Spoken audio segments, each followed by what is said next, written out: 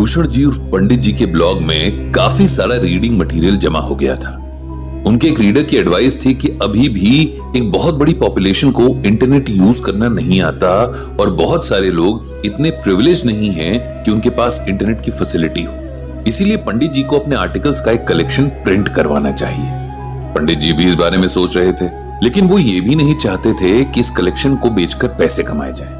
उनकी बस यही इच्छा थी कि लोगों तक सिंपल से सिंपल भाषा में गीता ज्ञान पहुंच सके। इसी बारे में बात करने पंडित जी अपनी कॉलोनी के महेश जी के यहाँ पहुंचे। महेश जी का प्रिंटिंग का बहुत पुराना काम था। पंडित जी हालचाल पूछने के बाद सीधे मुद्दे की बात पर आ गए। उन्होंने पब्लिशिंग पर आने वाले खर्च वगैरह की सारी डिटेल्स महेश जी से पूछकर अपनी छोटी सी डायरी में नोट कर ली। इस बीच महेश जी ने उनके लिए चाय बनवा ली। पंडित जी ने महेश जी से पूछा कि उनकी प्रेस में जो भोला नाम का लड़का काम किया करता था वो अब कहाँ है। भोला का नाम सुनकर महेश जी अचानक उदास हो गए। उन्हें 20 साल पहले की वो रात याद आ गई जब भोला उन्हें पहली बार मिला था। उन्होंने सारी कहानी पंडित जी को सुनानी शुरू की। जुलाई का महीना था, मॉनसून अपने पूरे जोर पर था। उस दिन भी सुबह से जो बारिश शुरू हुई तो खत्म होने का नाम ही नहीं ले रही थी। महेश जी ने नया नया प्रिंटिंग प्रेस का काम शुरू किया था। रात लगभग 8 बजे थे। तेज बारिश में निकलने की हिम्मत नहीं हो रही थी, इसीलिए महेश जी प्रेस के ऑफिस में ही बैठकर बारिश के थोड़ा कम होने की उम्मीद कर रहे थे। अचानक उन्हें ऑफिस के दरवाजे पर कोई दिखा। बाहर अंधेरा था, इसीलिए बस इतना समझ आ रहा था कि कोई बच्चा है। महेश जी को लगा कोई बच्चा भीगने से बचने के लिए अंदर आना चाहता है। वे दरवाजे तक गए और दरवाजा खोलकर उस बच्चे को अंदर आने को कहा। वो बेचारा सर से पांव तक पूरी तरह से भीग चुका था, इसीलिए अंदर आने में झिझक रहा था। महेश जी को उस बेचारे पर बहुत दया आई। उसके कपड़ों से लग रहा था कि वो बहुत गरीब है। महेश जी के कहने पर वो अंदर आ गया। उन्होंने उसे ऑफिस में रखा तौलिया देकर खुद को सुखाने के लिए कहा। फिर उससे उसका नाम पता पूछा। उस बच्चे ने बताया कि उसका नाम भोला है और वो अनाथ है। वो एक ढाबे पे काम करता था, लेकिन कल ढाबे का मालिक गांव चला गया और तब से उसके पास रहने खाने के लिए कोई जगह नहीं है। महेश जी ने उस बच्चे को गौर से देखा। वो लगभग 10 साल का लग रहा था, उनके बेटे रोहन की एज का। उन्हें उस बच्चे का हाल देखकर बहुत बुरा लगा। इतनी देर में बारिश भी रुक गई थी। महेश जी ने उस बच्चे को अपने साथ चलने को कहा। वो चुपचाप उनके पीछे चलने लगा। घर पहुंचकर महेश जी ने अपनी पत्नी से रोहन के कुछ कपड़े भोला को देने को कहा और फिर खाना भी खिलाने को कहा। जब भोला खा चुका तब महेश जी ने उसे बुलाया और कहा कि कल से वो महेश जी की प्रेस में रहेगा। सुबह स्कूल जाएगा और शाम को प्रेस में छोटे मोटे काम करेगा। ये सुनकर भोला बहुत खुश हुआ। उसके रहने और खाने की प्रॉब्लम सॉल्व हो गई थी। भोला बहुत मेहनती बच्चा था। उसे पढ़ने का भी बड़ा शौक था। प्रेस के काम भी वो भाग भाग कर करता था। कुछ ही समय में महेश जी को उस पर बहुत भरोसा हो गया था। इधर महेश जी का भोला के लिए प्यार देखकर उनके बेटे रोहन को उससे जलन होने लगी। उसे लगता कि भोला की वजह से उसके पापा उसे प्यार नहीं करते। रोहन का मन खेलने में ज्यादा लगता था, पढ़ाई में कम। इस वजह से भी उसे अक्सर डांट पड़ती थी।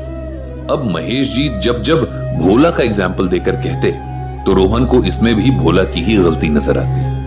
भोला और रोहन साथ साथ बड़े हो रहे थे, लेकिन भोला के हंसमुख, मेहनती और ईमानदार नेचर को देखकर महेश जी उस पर रोहन से ज्यादा भरोसा करने लगे। भोला को प्रेस के काम की सारी नॉलेज हो गई थी। अब वही सब कुछ संभाल रहा था। रोहन ने महंगे प्राइवेट स्कूल से पढ़कर भी पढ़ाई में कुछ खास नहीं किया, जबकि भोला सरकारी स्कूल से पढ़कर भी बहुत अच्छे मार्क्स लाया था।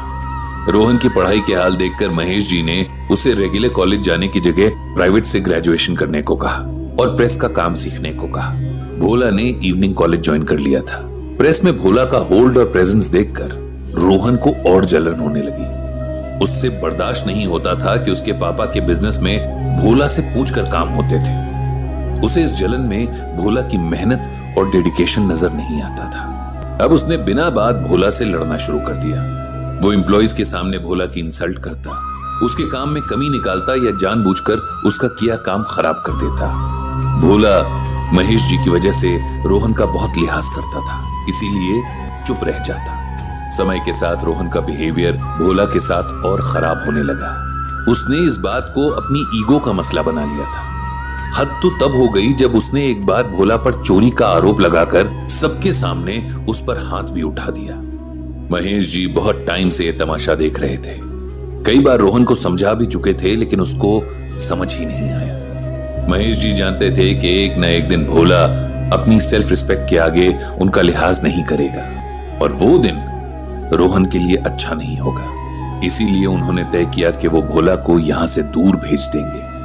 उन्होंने भोला को बुलाया और रोहन के बर्ताव के लिए उससे माफी मांगी। फिर भोला से कहा कि अब बात बिगड़ने की कगार पर आ गई है और वे नहीं चाहते कि भोला अपनी सेल्फ रिस्पेक्ट पर कॉम्प्रोमाइज करे। इसीलिए उसे अब यहां से चले जाना चाहिए। भोला जाना नहीं चाहता था। उसका कहना था कि वो रोहन को इग्नोर करता रहेगा, लेकिन महेश जी जानते थे कि एक न एक दिन उसका सब्र भी जवाब दे ही देगा। इसीलिए उन्होंने उसे कुछ पैसे दिए और अपने एक दोस्त के पास दिल्ली भेज दिया। उनके दोस्त ने उसे अपनी फैक्ट्री पर काम पर रख लिया। रोहन को यही बताया गया कि भोला बिना बताए कहीं चला गया है। महेश जी के मुंह से भोला की कहानी सुनकर पंडित जी को बहुत बुरा लगा। उन्होंने भगवान श्री कृष्ण ने ईर्ष्या यानी जलन के लिए गीता में क्या कहा है, ये महेश जी को सुनाया। ईर्षी घृणी न संतुष्टः क्रोधनो नित्य शंकितः पर भाग्योपजीवी च षडेते नित्य दुखिताः। इसका मतलब यह है कि ईर्ष्यालु, घृणा करने वाला, असंतोषी, क्रोधी, सदा संदेह करने वाला और दूसरों के भाग्य पर जीवन बिताने वाला, ये 6 तरह के लोग संसार में सदा दुखी रहते हैं। मैं ईश्वर से प्रार्थना करता हूं कि रोहन को टाइम पर अच्छी समझ मिले और उसका जीवन संभल जाए। इतना कहकर पंडित जी ने महेश जी से विदा ली।